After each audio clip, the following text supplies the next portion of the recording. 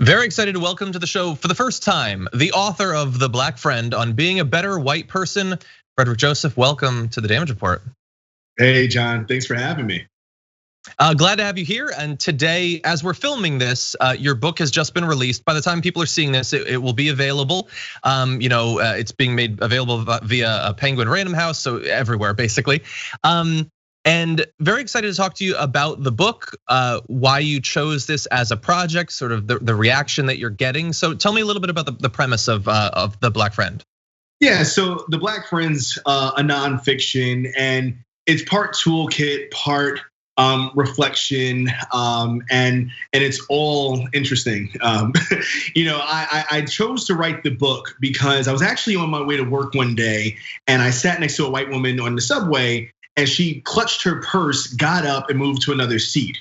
And I tweeted out, I'm like, I'm gonna write a book on white people just being better, right? Like, not a book on how slavery happened or how Jim Crow took place, nothing academic, just like a book about microaggressions, daily manifestations of racism. And people were super interested. They're like, yes, please, we don't have that. So this is what that is, right? Like, again, I think that there are plenty of books out there for academic context. This is more so conversational, empathy building. It's again, the daily manifestations of the things that we know are wrong, but how they show up in the lives of non-white people. Yeah, and so I know that you wrote it, but you also brought together a number of other awesome contributors to give, like, so to some extent it's forward-looking, it's a toolkit for changing behavior in the future, but it's also a catalog of things that people experienced that are small things, but that they remember and that have been a part of their life, involving music and involving food and involving all of these things, sort of like almost cataloging these bits of suffering that accrue over time.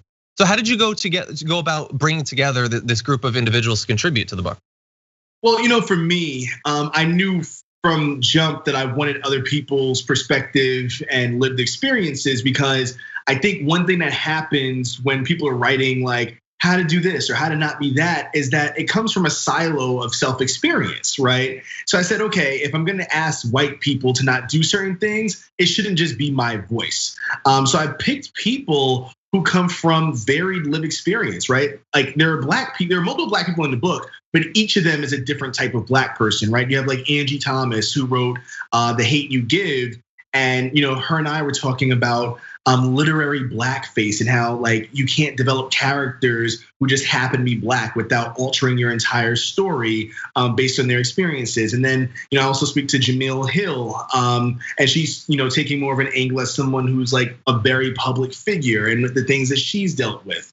There's also people in the book who are from the Latinx community, people who are from the indigenous American community, so the indigenous people of America's community, so on and so forth. So, for me, I wanted that affirmation in the book because I didn't want to say like, hey, white people do this and white people just argue with me like, no, we don't. I'm like, well, here's a bunch of other people saying, yes, you do. So.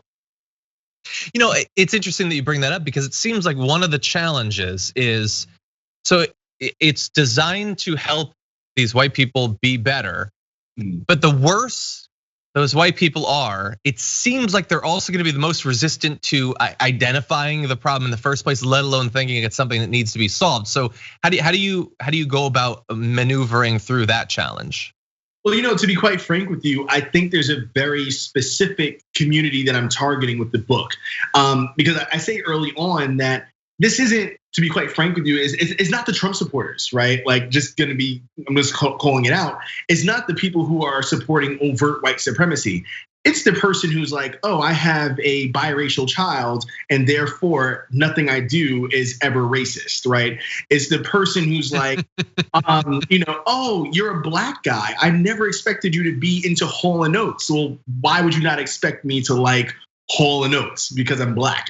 It's those types of exchanges that often happen daily that people just don't see because it's like, well, I'm not supporting Trump, I'm supporting Biden, and therefore there's no racism in anything that I do. And I'm like, no, oftentimes you're perpetuating the exact same things. Yeah, it's really interesting that you say that. That there are these things that people think that once I have this, then I'm good. I don't need to improve. I'm protected. As you said, maybe I have a biracial child. Maybe I host a talk show on HBO. Or, just today, this morning, I was reading that comedian Sarah Silverman said that she used to use the fact that she was self-identified as a liberal as a cover to tell offensive jokes. Like it was a way to get out of jail free effectively. Do you think how has it been in trying to have you tracked some of your advice on people? Have you sort of workshopped it? Have you seen success in getting people to open their eyes to some of the things that you and others talk about in the book? Yeah, and I think that the book is already accomplishing what I wanted it to, just based on the people who got advanced copies, right? Like you have people like Anna Paquin who played Rogue in X-Men, and she's the star of True Blood, and she's been praising the book. You have people like Katie Maloney from Vanderpump Rules, white people who on a regular basis are like, okay, I don't think of myself as a bad person. I think of myself as being someone who is, again, liberal or being a Democrat as a label of non-racist or racism. But it's not that, right? People are discovering through these stories that I'm telling, one instance in the book that happens is when I was in elementary school, I was the smartest kid in class, best grade, so on and so forth. And we got a substitute teacher who assumed that my grades were a reflection of me cheating on tests. Because she just couldn't believe that the smartest kid in class was a black kid. And she made me take one test that I got the best score on in class multiple times. And I was so embarrassed by having to keep on retaking the test that I ended up doing poorly on it because of the trauma of doing that, right? And I got bad grades the rest of the year because I was so afraid of her.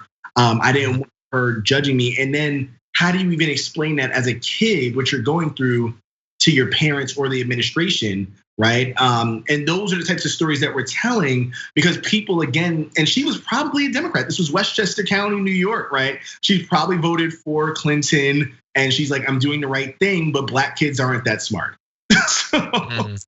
Yeah. Yeah.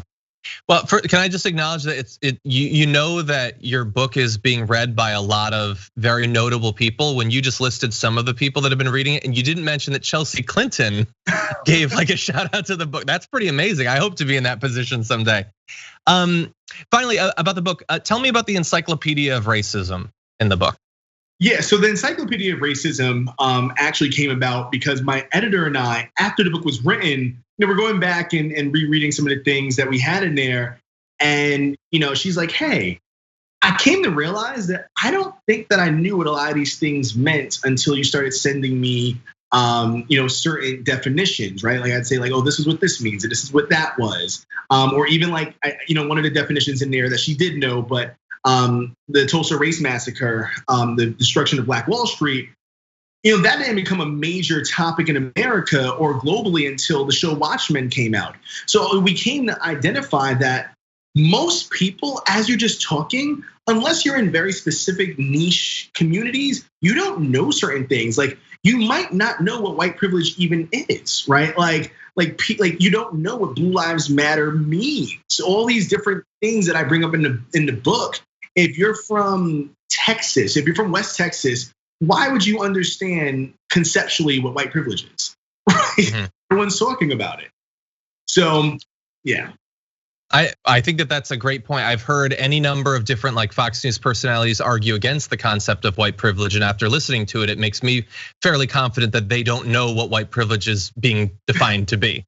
But anyway, fascinating, and it is available. The Black Friend on Being a Better White Person, available everywhere where you can buy books, even during a pandemic. By the way, if you enjoy the book, please give it a good review because disingenuous people are going to do the opposite. Right off the bat. I'm gonna probably have about 100,000 negative reviews by the time this airs, so please. Yeah, exactly.